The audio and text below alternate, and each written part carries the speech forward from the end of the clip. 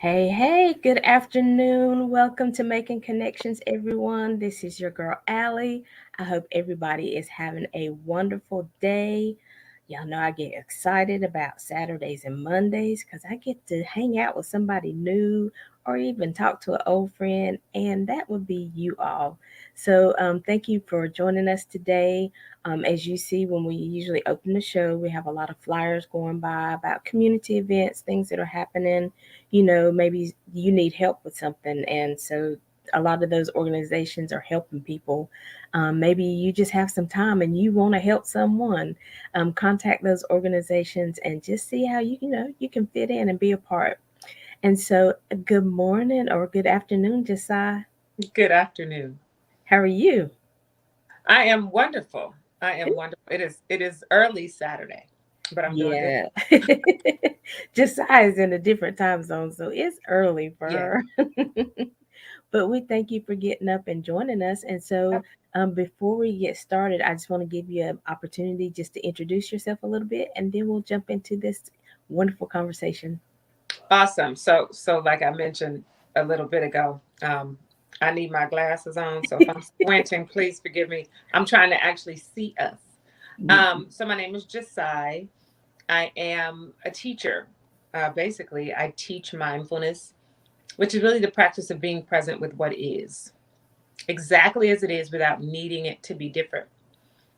And then from that place of calm and clear perspective and acceptance, we can make decisions that allow us to get in the place that we want to be or need to be if we happen to be out of place, out of balance. And so I teach mindfulness using refraining techniques typically. So that would be silence, stillness, fasting, and waist bead wearing. So what you see behind me are waist beads, which are basically an ancient African technology. So it really helps people be present in their bodies, drop down in their bodies, and hold intentions for themselves and for their lives. So that's me. All right. Well, again, welcome to Making Connections, and I'm just, excited to learn more because, I think now we hear a lot that word mindfulness, but I don't think a lot of people are telling us exactly what that means.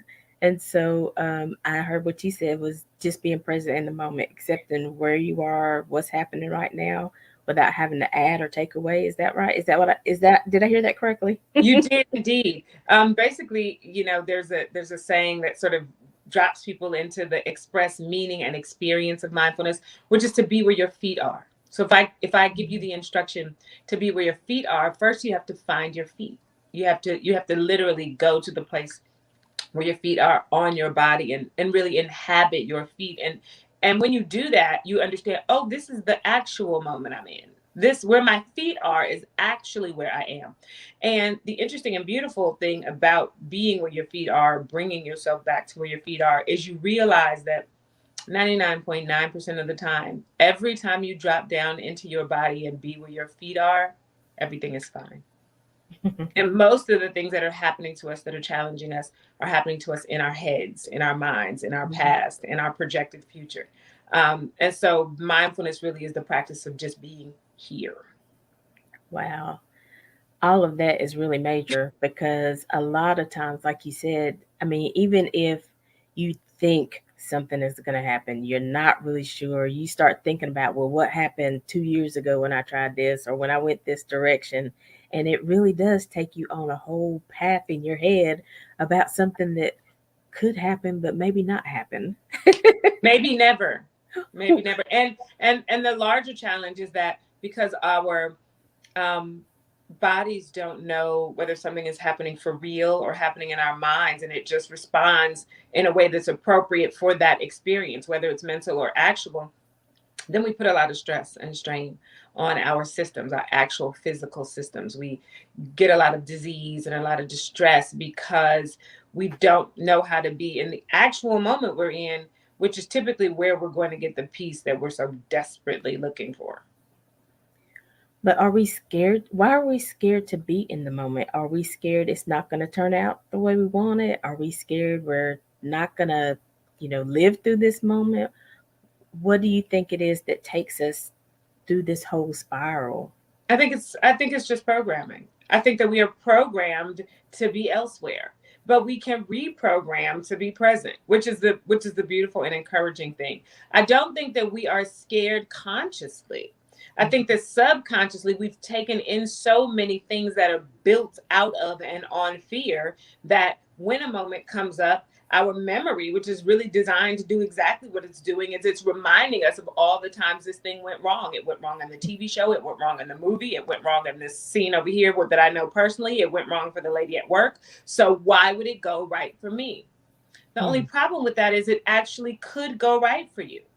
And so since you're remembering and not being present, you miss all of the signals that would let you make the correct turns, let you say the correct words, because you're not there for it. Oh, wow. And I mean, yeah, wow. We got to get where our feet are. We got to be where our feet are. And because, and the thing about it is, what if it does go wrong? What if it doesn't succeed the first time? I mean, that doesn't mean that you're a failure. That doesn't mean you're not smart. That doesn't mean you're not intuitive. It just means that maybe whatever's happening needs a little tweaking, right? Yeah, or you needed to learn whatever you learned here so that you can take that information to the next step. Because every great experience is not a one-step process. Most great experiences are not one-step processes. And so we have to be willing to be present for all the steps, understanding that this is an actual journey. That we're not trying to get any one place in particular. We're trying to go where we're going beautifully. We're trying to go where we're going and actually be on the whole ride. Mm. I know one of my friends, she lives a few states over, and we were just talking about like the weight loss thing and stuff like that, and what we've been through or whatever. And I was just like, you know what? It's nobody's journey, but each one of our journeys. So we just got to enjoy the journey. Whether it's the looking at the clock 3 times before you get up or whatever, you have to find that joy in your journey. You can't criticize yourself. Maybe if you don't even go that day, it's okay. Absolutely. I mean, you're still living. There's another day coming, or you can do it in the evening. I think sometimes, a lot of times, like you said, that program, we have even our to-do list, and it has to be done. We got to do this at 9 o'clock. We got to be here at 11:45. If we miss this at 1 o'clock, then it's gonna throw everything else off, honey. And I we mean, don't leave time for the reality that you cannot program a life. You can't. I mean, you can make plans, which are wonderful, but you right, can't program a life like that, because then there's no time to experience life. right.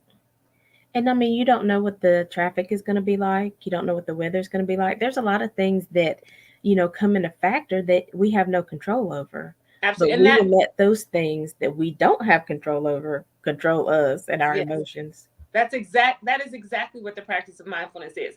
It's saying this is happening right now. That's it. This is happening right now. So be with this, because it's not always going to be happening. That is also what we know for absolute sure, is that everything changes. So Mm. wanting this moment to be a different moment is a waste of energy. It's going to make you more tired. It's going to make you more frustrated. It's going to make you more confused. Be with this moment, because it will pass. And everything that you were supposed to learn in this moment will also be with you when you exit it. And I like that part. We have to remember there's something we're learning here. There's something we're gaining here, whether it's patience, experience, knowledge, whatever it is. There's something in where we are right now. Absolutely. That's Absolutely. going to help us in the next moment, in the next year, in the next time frame, right? Absolutely. I love it. I love it. I love it. So I know are you're an author too, is that correct? I am an author. So one of the refraining techniques that I have practiced for over a decade and that I hold space for is fasting. So I wrote a book called The New Fast Girls, and it really is a story of my journey of discovering fasting and the support that it became for me. And then I just talk really briefly about some of the biological and psychological and spiritual effects of taking up a sunrise to sunrise fast, which is the fast that we participate in.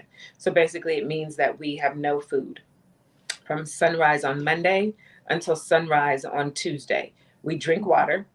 Typically, you want to drink your weight in ounces of water, because while your body is fasting, it's also sort of sloughing off all the things that it doesn't need, and you want some transport out of your body for those things. You don't want them to just be reabsorbed into your system. So we have no food and we drink water, from one morning to the next morning. And then we just sort of listen. We listen to what our mind tries to do when we say we're going to get in charge of ourselves. And we notice that. We notice, like, oh, when I decide I'm going to do something, my mind thinks it's going to like thwart what I'm telling it. And this Mm-hmm. is a practice, fasting particularly is a practice that teaches you that you are not in charge of yourself, and how dangerous it is to not be in charge of yourself. And it gives you an opportunity every single week when we meet the day with the intention to fast. It gives us an opportunity to get in front of ourselves, to practice being in front. Because without that, the part of us that is really running the majority of our lives is probably between 5 and 9 years old. It's just not safe. Wow. It's just not safe. Wow. Now I've never heard that. Now that is something that'll wake you up, right? Phone it. You don't want no 5 or 9 year old driving you to the grocery store. You certainly don't want them driving your relationships and driving your job choices and driving your food Yeah. choices. Like, I'm absolutely not. Ooh. Look, give me a moment. I'm making notes. Let me tell that 5 to 9 year old. Wait a Sit minute. You had down. your turn. Now it's Wait, my just turn. hold on, sweetheart. Hold on. I hear what you're saying, but let me handle it. And this is the thing, and that's one of the really important aspects of the practice of mindfulness, is it teaches us, not only to be present and to be aware, but to be compassionate, because this part of us really has been protecting us for most of our lives. It's been doing the job of warning us and protecting us, and you know diverting our attention so that things won't be too hard. It's been really working. And so once you realize, oh, well, those tactics aren't really necessary anymore. We don't have to behave in those ways. We don't have to protect in these kinds of ways. There are some higher skill levels that we can sort of implement here. Mm-hmm. But if you think you're just going to be like punking yourself or being mean, or that part of us has that kind of behavior on lock. Like, you're not going to win if that's the tactic that you try to employ. And so compassion and kindness, and supporting your habit, the habits that you have, by saying, I get it, I get that this is difficult, but like right here today on fast day, it just can't happen. Tomorrow, who knows? And Right. the thing is, if you keep overcoming the urge, the impulse, it lessens. Yes, yes, yes. And that is a good point too. A lot of times, and I've heard this before, that part of us is our protector. Yeah, And so they don't know what's going to happen, but they're reminding you. That's where those thoughts come. They're reminding you, okay, remember the last time you dated somebody like this? Remember the last time you went out on a job opportunity and they said they were going to promise you the world? But at the same time, like you said, we mindful.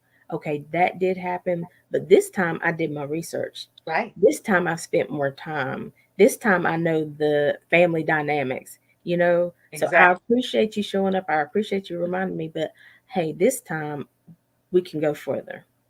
This time I want to implement to you a new memory. Yeah, it is.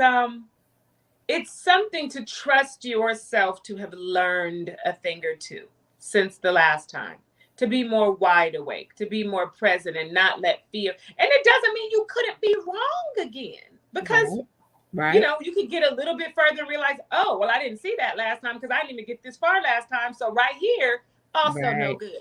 But you have to give yourself an opportunity to advance the game, and not just keep being at square one every time because you're afraid. Right. Right. Right. I know I have another friend and we talk about like relationships sometimes, and she's like, I don't want to do this, or what if it doesn't work, or what if he tries to make it. I was like, but what if it does work? I mean, Right. it, it's two possibilities here, and, Right. and if it doesn't, you have to go into it knowing I don't know what's going to happen. And if it And doesn't, I'm going to I'm stay okay. awake. Like, I'm gonna stay awake. I'm not gonna fall asleep. I'm gonna enter this space, and I'm gonna stay awake here. Because Mm-hmm. staying awake, staying present means that if something is here that's no good, I will also be able to see it. Mm-hmm. And be okay and be like, okay, we're here again. This is not gonna work, but it's okay. Mhm. You know, Absolutely. sometimes we'll be like, I knew I shouldn't. I'm No, terrible. That no, it's not that. Like you said, it's a new place. We didn't get to this step last time, so we weren't really sure how to conquer it.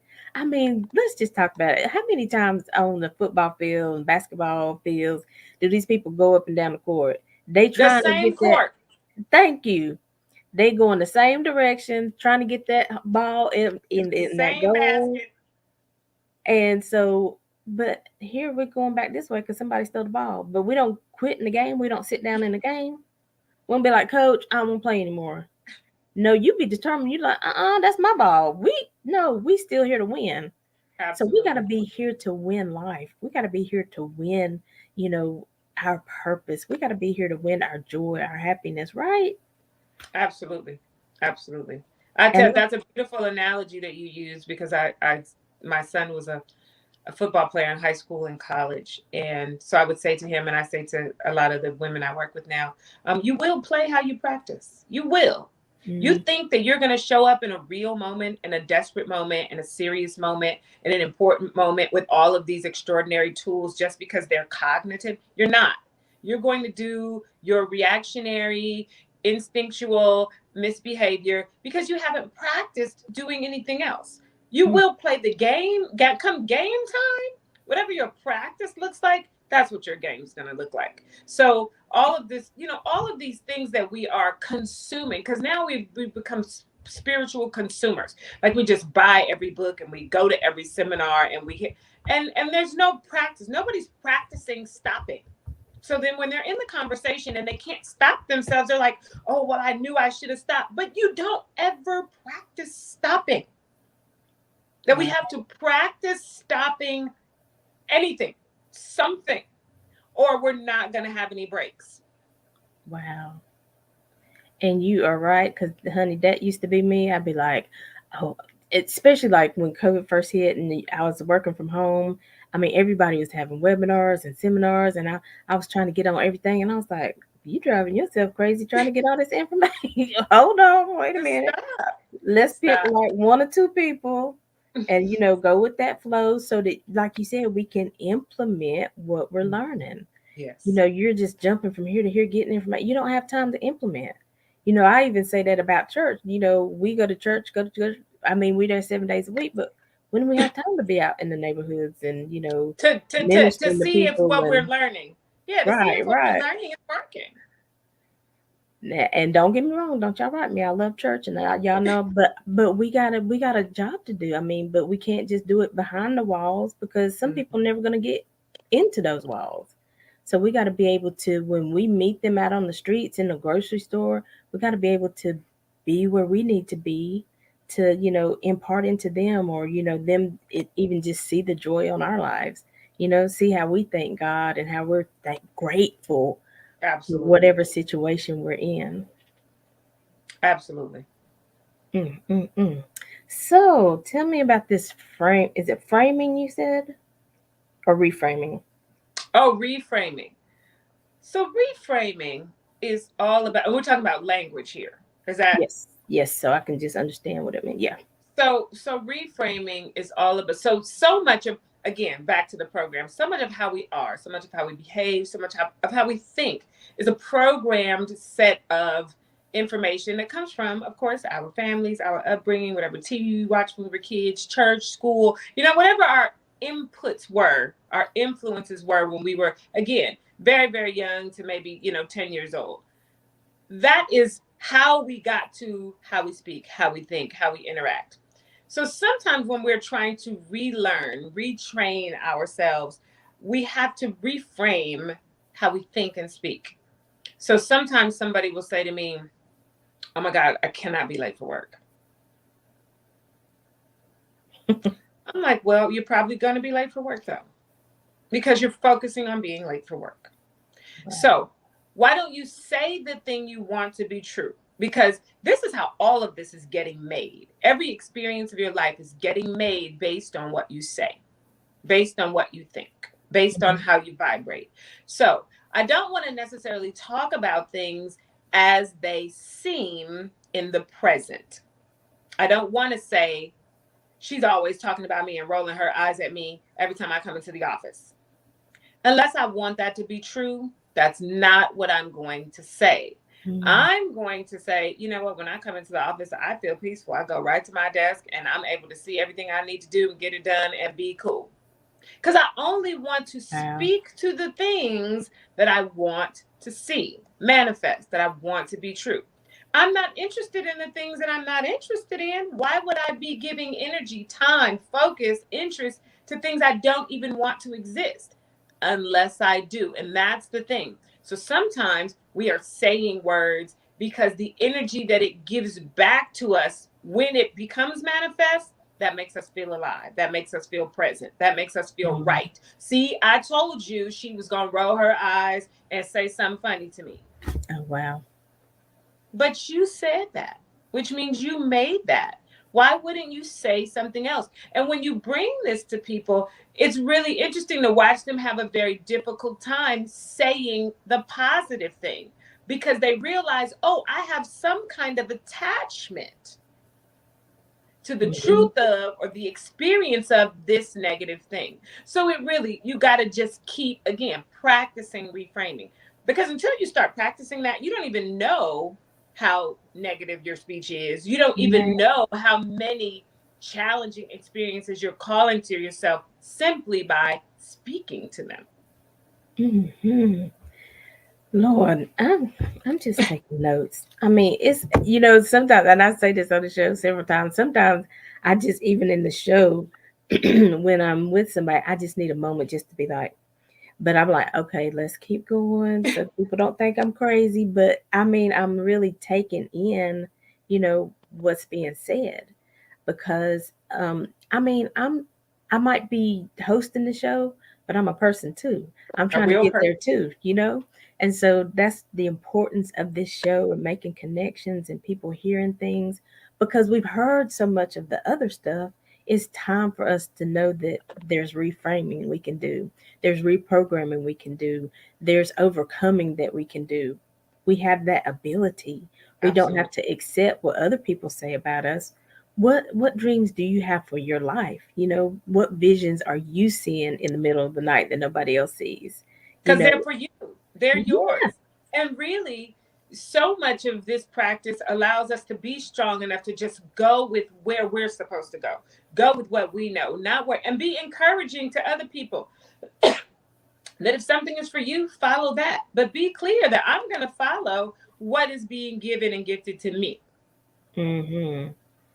And in that, if this is the path you've been shown and this is the path I've been shown, it doesn't make it doesn't mean that I don't love you, I don't support you. I Right. mean, it's just we're on a different path, but let's support each other where we are.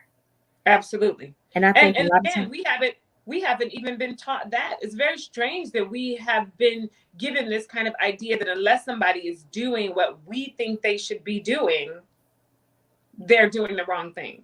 yes, Lord. Well, no. Like, how could you even know that for another person? I can't know what is the right thing for anybody else. Listen, we have a hard enough time figuring out what the right thing is for us.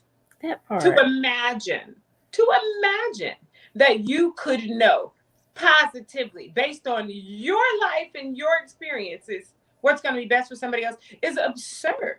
It's absurd on its face. Except that we spend all of our energy encouraging people to do what we think they should do, and so much of what we're supposed to be doing is left undone. It's that part right there for me. It's the left undone personal business. Right. I be Because like, there's this quote that says if you there no there are three kinds of business: your business, other people's business, and God's business. mm, So if you are minding other people's business and God's business, who is minding yours? mm, Who is minding your business? So much of it that you have. And I have just found that minding my own business is safer and it's much more effective for all the things I say I want for my life. Just staying on me, being mindful of how I am being and thinking and moving and living is so much work. And it's so much beautiful work that I'm like, no, I'm good. I'm going to let all those other people do whatever it is they're doing. Exactly. And I mean, it really is when you start practicing that, when you start hearing that, when you start knowing it. I mean, it really is a daily thing. When you wake up in the morning, okay, how am I going to think? How am I going to act? How am I going to navigate? You know what I mean? Am I going to be negative? Am I going to be positive? I mean, just like in a relationship, you have to spend time with one another. Now, Absolutely. you can't just see each other on Christmas and Uh, be like, "Oh, we have a wonderful relationship. I know everything about them." You don't. How do you know you don't. everything about them? So You it's the don't. same You just thing with don't. ourselves. We have to spend time with ourselves. Absolutely. And it really is the most important relationship. And I think that goes without saying, but so many of us don't act like it, that you got to say it, that you're not going to, the quality of your relationships with others is going to reflect exactly the Hmm. quality of your relationship with yourself. Mm. Exactly. It's going to You didn't reflect say that, did exactly. you? Huh? You didn't say that, did you? That is correct. That's Mm. exactly. So call it a mirror.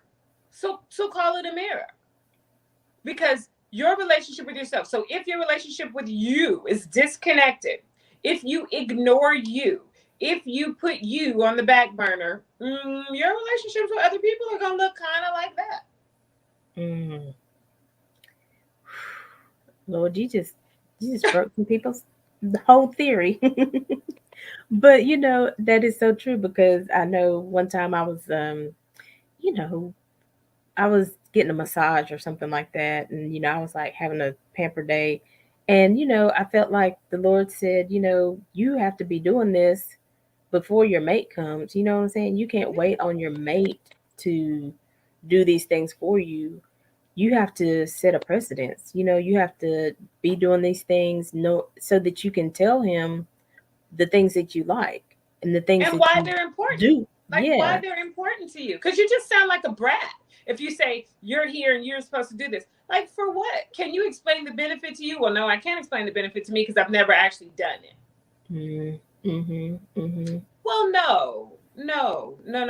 Because we are teaching people how to treat us by how we treat ourselves. We are absolutely teaching people how to treat us. So if you neglect you, you're saying to anybody looking on, neglect of you is perfectly fine. Yeah, but it's not. But it is absolutely not. As we all can feel in our bellies, it is not fine. Yes. And so tell me about the waist beads because that brought me to the waist beads. And I'm Yes. like, are what are they magical crystals? What's happening? Why do they help us in this stage of life and being mindful and just, getting back to our core and so Absolutely. we can move forward. A waist bead is an ancient African technology. So we use the word technology here at Aly very, very deliberately. So if you have an Apple Watch, or if you have a smartphone, or if you have any of these other sort of check your vitals apps and apparatus to sort of tell you lots of really important things about your body or your home, um, all those devices do a lot of really important things conveniently. So my watch can tell me if somebody's texting me, sending me an email, calling me. It can check the weather. It can check my heartbeat. It can check my steps. A waist bead is like that. So it is all at once an adornment, which means it makes you feel really beautiful.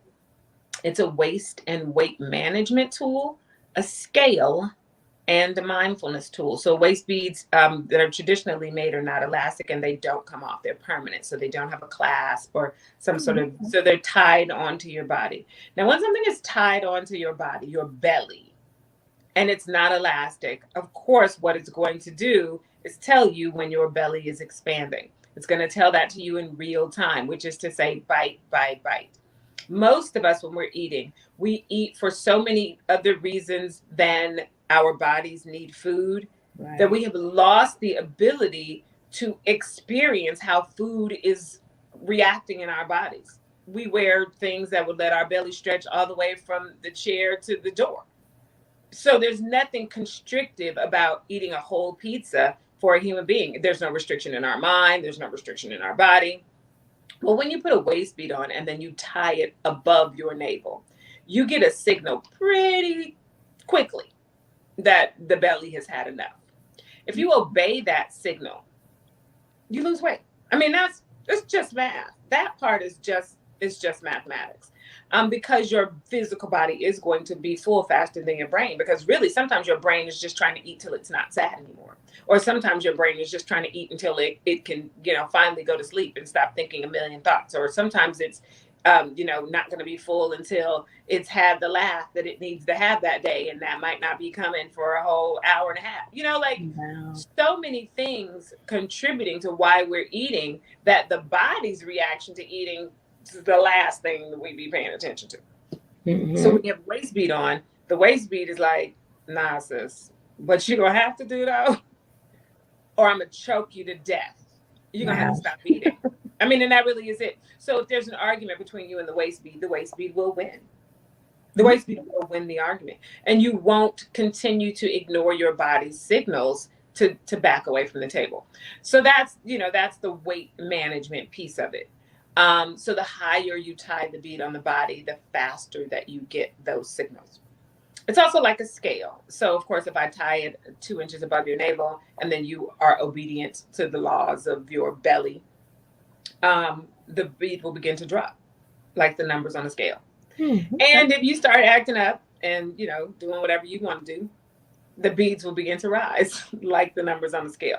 But because it happens in real time, you're never going to wake up again and be like, oh, 6 months ago I thought I could fit this and I can't. Because every single time you eat, the bead is like, nah, it's not going to work. And so you have to do that negotiation. You have to be present every day. You can't lose track of what you're eating for a week in a waist bead. It's just not going to happen. Gotcha. Oh, wow. That is so interesting. Yes. Oh, wow. It holds your hand and bees your friend. Exactly. And it's like you said though, it's that daily thing, like I mean, I'm sure we've all had those moments, like you said, we were upset, we came and got on the couch, and before you know it, this whole bag of chips is gone, or this whole Gone. kind of ice cream. I didn't mean to eat all of that, Right. but I wasn't mindful. I I wasn't where wasn't my I feet wasn't were. there. I wasn't there. I was not there. I was not where my feet were. Hmm. So, what's the difference? And I see you have so many different types. Like, is there something different about some of them, or the Yes. coloring, or? So yes. So the last component of waist bead wearing, mindful waist bead wearing, is the the energy. It's an energetic practice. It's an energy practice. So everything is energy. This glass is energy. It's just fast moving molecules. These scissors, just fast moving molecules. Your phone, whatever device you're watching this on, it's all the same stuff, vibrating differently, and so presenting differently in the universe. These are laws. These are laws of nature. These are God's laws. Nothing anybody can say can make what I just said not true. So, with that in mind, color is vibratory in the same way. Different colors vibrate differently, have different frequencies. So, if you think about it like music, the note A vibrates differently, which means it sounds differently than note C, which is why those notes make you feel different when you hear them. And then when you put them together, they give you a different feeling. Color is exactly like that. So if you are looking to tap into the energy of safety, stability, security, and you're looking to balance what with the popular parlance is balance that chakra, which basically what you're saying is, I want to pay attention to the energy of my first chakra, to my chakra that has everything to do with survival and stability and, action.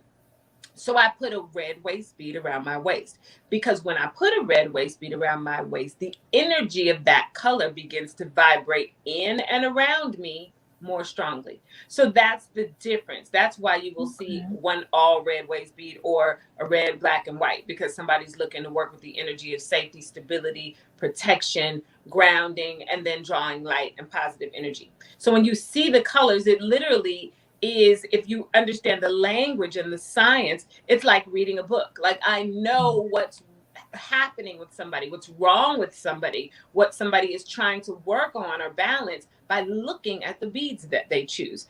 And interestingly enough, when people come in and, I give them the instruction about how to process the colors. I give them a color map. They read that color map, see what things resonate with them, which basically means if I read something and it does something to my body, it makes my body tingle, it makes my eyes light up, it gives me a kind of inner knowing. That means, oh, that's for me. That whatever that energy is trying to get my attention by making me light all up. So I need to pay attention to that. Well, a lot of times when people come in and they, go through that exercise and then they go to pick the beads, they realize that the beads in their hand are exactly the same color as the clothes on their body, because we're always trying to do it. We Really? are. We're always trying to balance our energy, to call into our space, our orbit, the things that we'll need for the day, even when we don't know it, which makes knowing and being present to who and how you are so much more important. Because if you don't know that you're doing that, you could be calling in some stuff that really Mm, ain't helpful for where you are. right. Oh wow, that's really interesting. It just I got several thoughts going on there, but yeah, I'm now more mindful of that. Like in the summertime, Mm, like with the colors I wear. Okay, today I want to wear this, or yes. today I need this yellow, or today I need white. But like if it's dreary day, white's not. I don't want to do white today. So all of this stuff is, and then even the talking about putting the different colors together, and then the notes when you were talking about it. Of course, there's the different notes on the piano, whatever instrument you're playing, and that one note is just that one note. But when you put those notes together, what you Music. come up with, that So music, beautiful. that melody, that feeling, just send me that whole rack back there. The whole rack. The whole thing. I'm trying to get everything together. The Send me the whole whole thing. rack. But that is one thing I wanted to ask about because, like, some days I do find like, and I don't, and again, we try to I think a lot of times we just try to self-diagnose ourselves. We say, "Oh, I'm just busy. This is why I don't have as much energy," or "I went to bed late. I didn't sleep well." Or "Why didn't you sleep well? What's going on?" You know what I'm saying? So we try to kind of ignore those things, blow them off, but there's a reason we're not sleeping well. There's a reason we're waking up in the middle of the night.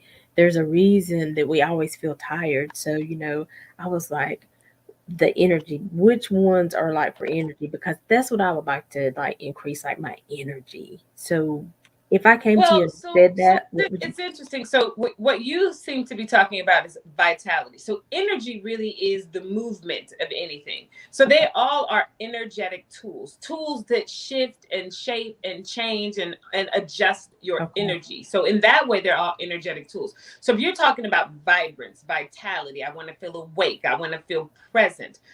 Those kinds of colors are, so like, typically, just speaking to that, that would be your sun energy. That would be the color yellow at your center, at your solar plexus. But sometimes we're not having balanced energy. We're feeling depleted. We're feeling lethargic. We're feeling like we don't really want to be activated because something is off balance. So you don't really want to use yellow if yellow is not the thing off balance. Sometimes we're feeling like that because our heart is closed, because our heart chakra Mm, is closed, and we're not vibrating with enough love and presence of the abundance around us, that it's literally dragging us down. So it really is important, because everybody need something different. That's just the truth. So when people come in here and right. they say to me, "Well, Josiah, what should I get?" Sweetheart, I have a hard enough time trying to figure out what I should get. Like, you really have to be okay with the responsibility of being present enough with you to know what you need. And everyone can be. Everyone is. Everyone is responsible for them. And so just listening, and maybe you won't feel like you got it all right today. Maybe you only need to work on one thing then. Maybe you need to work on the thing that showed itself to you immediately. And then you can come back and you can add and you can, subtract when you're done doing one thing and you want to turn your attention to something else. But oh, there's a hummingbird outside my window. um, but you definitely have to be, in order for this to be effective, because effectiveness, everybody is selling waist beads. So we're talking effectiveness at this point. Right. In order for this to be effective, it really has to be charged with the energy and the intention of the person wearing it. And when I say charged with it, you really have to stake your claim there. Like, I'm coming to this practice and tying this green bead around my waist because I want to be more open to the abundance that already exists in my life. I want to be able to see where God is making things grow so I can turn my attention to those things and watch growth. Because if I'm watching growth and I'm not watching lack, the energy of growth is becoming more expansive around me. Mm-hmm. Of course, things are going to feel barren if everything I'm looking at is barren. But as soon as I turn my attention to things that are in bloom, my energy becomes an energy tuned to bloom. Mm-hmm. So it is really all about where we are putting our attention and then intentionally doing that. Right, right. And I wanted to bring up an example because sometimes again, we think we go get this one bead or we're gonna get this array of colors and it's just gonna work. This life is going to be fixed. And that's it for the rest of our lives. For the rest of your life, till you 96 years old, you're going to fix these 3 problems you had today, and it's all going to be cool. Like, we have to stop it. We have to. It would be so boring. It would be so boring. Because today, I might just be looking for a job. A year from now, I might be dealing with the death of a parent. 2 years from now, I might be, really on the cusp of success, and it's like unknowing what the next steps are. So we have to be willing to revisit to, like you said, daily. Okay, what's happening today? What do I need today? Today. Today. Where are my feet today? Today. Girl, I'm gonna use you just blessed me on that one. Where are my feet at today? Let me get where my feet are. Please. Because if I can't get with them, I can't move them forward. Because where your feet are, everything is fine. Everything is fine. And I like check right now. Check right now. Whoever's watching this, listen to check right now. Where your feet are. Is everything there cool? If you check 10 times a day, I bet it every time you check, you're going to be cool. So much of the problem here. Mm-hmm. Yes, Lord. And then we were saying even before, if we get out of here and stop creating more stuff that we got to navigate through, come on, get where your feet are. What's happening right now? Yeah, it's helpful. It's helpful. It's a helpful tool. Because your feet are anchors. They literally are physical anchors. They anchor you to this planet, but they are spiritual, psychological anchors. They help you be like, oh no, right here. Let's stop right here. Mm-hmm. And our health and wellness expert who comes on every first Monday, she talks about that. Take your shoes off sometimes. Mm-hmm. Go outside and let your feet touch the grass, touch the sidewalk, touch the dirt. You might not like it, but just for a moment, be grounded, in the earth, and remember, because a lot of times if you're walking around on cement and you're like, oh, this hurts my feet. But what if you're getting some grass? What if you're getting something soft? What do it's, you just have to. And it's so strange because obviously for most of human history, we've not had shoes on. So in this short amount of time, we have been able to program ourselves that our connection with the earth is troublesome. It's so bizarre. Mm-hmm. But we got to come back because we cannot be disconnected from the ground beneath us. We cannot be. It's where we are. Mm-hmm. Lord, I hope everybody's just, getting what they need from this conversation today, because everybody, who's listening needs something different. So I hope everybody's getting what they need. And, I'm just really continually thinking that, even like gazing at the stars at night and stuff like that. When's the last time we went out and did that? You know, just being present, just being calm, not, run by our schedule, but we run our schedule. We don't let our schedules run us. Right. It's so much, but it's worth the work. And you know what? It stops being work after a while. But in the beginning of Yeah, any job, you're gonna have to do the paces. You're gonna have to learn. You're gonna have to train. And then at some point, you will get the hang of it. Just like you've gotten the hang of all these terrible habits, you will get the hang of some new and improved habits. absolutely. I love this conversation. This is awesome. I think we could go another hour because I have so many questions. But we are going to stop right now. We're going to take a quick break. And when we come back, we're just going to, kind of just sum up the conversation, Beautiful. make sure we tell everybody where they can find your book, how they can follow you, where they can get the beads or more information. And so, everybody stay tuned. We will be right back.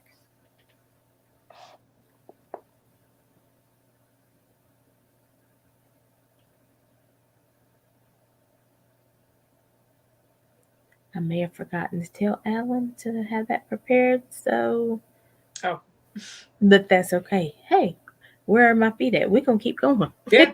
Listen, because this is where we are. Because it's okay. But yeah, so tell everybody where they can find your book and the name of it again. Awesome. And So, all of our offerings are central to our web page, alio.net. That's ALAIYO.net. And so you can find our book there. Of course, you can find our entire Waist Bead catalog there. And then all of the offerings, all of the in-person offerings, as for me as a teacher. So I host a morning meditation every weekday, guardian meditation. Right now it's on Instagram Live at 6. I want to say it's at 6 a.m. It is. It's at 6 a.m. every day on Instagram Live, 6 a.m. Pacific.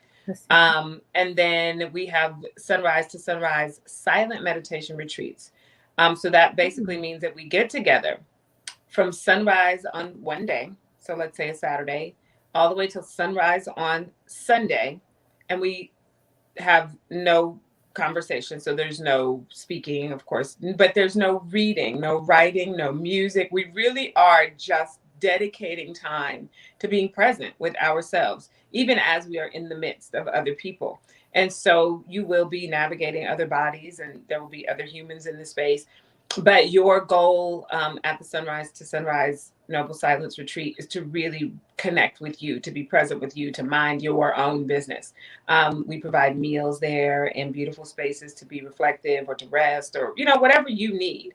Um, and then we have something called Holy Cartography, which is a 10-day meditative exploration into our inner mapping. Because again, sometimes our mapping has us going places that we're like, oh no, those instructions are not relevant anymore. I don't want to be following those instructions because I don't want to end up where those instructions take me.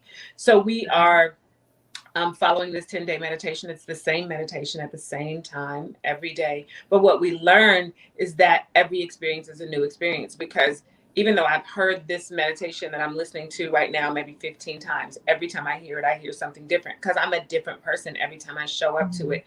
And recognizing that helps us to move along, to mature, to grow, to advance the game. So all of those things you can find at alio.net. Okay. And so, I know that you are in California. So, Yeah. what if, some of the North Carolina listeners are listening to this? There are some of those things, maybe not the retreat, but some of those other things they can do virtually. Is that correct? Yes, every morning it's called Guardian Meditation, and if you hashtag Guardian Meditation on Instagram, what you will see is a bunch of silhouetted boxes. That's me sitting in my meditation, and that's a unique space because what's happening is that I am channeling my meditation out loud. I'm saying out loud what is being said to me for me. So I am very clear that I'm making an offering that is designed for me. All of the information is God sent for me. But I'm Mhm. also a real person. I'm a normal person. I'm not like some kind of special human being. And so some of the instruction that God gives me for me is useful to other people. So I say to them, take what is useful, leave the rest. Right. And that's hashtag guardian meditation. Guardian meditation, yes. Okay. And that's every day.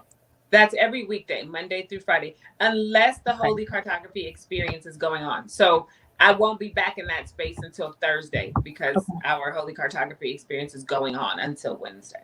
Okay. Okay. And I can't be in two places at once yet. Yeah. What? You can't? No, I'm I just can't do it yet. Not yet. kidding. Awesome. Well, I have truly enjoyed this conversation. I Me love too. it. I just feel like that's what I'm here to do, make connections, make connections to information, to people, to channels, whatever. Because I mean, I've lived a life where I tried to please everybody. I tried to be there for everybody, and child just tore me down, wore me out, and I didn't even know who I was anymore. Yeah. And I'm Yeah. not even gonna say I know everything now. I'm on that journey. And Hmm. while I'm on that journey, I want to share with other people because it's okay to be on that journey. It's okay that you did what you did. I mean, we make the best decision that we can in a In moment. the moment. In the But moment. now, like she said, if it's not serving you anymore, let's make another decision in this moment.